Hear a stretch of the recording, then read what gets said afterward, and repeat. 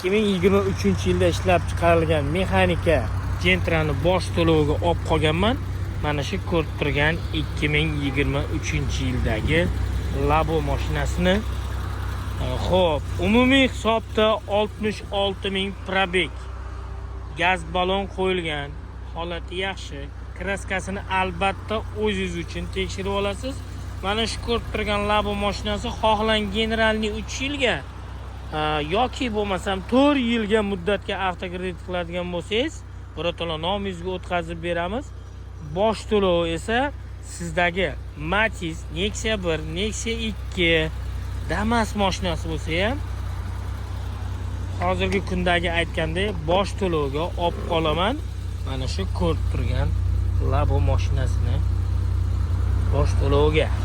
Oylik to'lov esa 76.000 dan 86.000 gacha kuniga kassaga borasiz. Oyiga esa 2.400.2,5 million so'm atrofida chiqadi.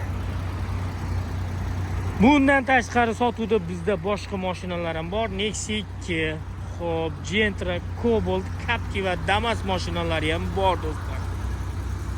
Trading xizmati bor. Hozirgi kunda aytayotgandek, trading bormi deganlarga albatta bor do'stlar.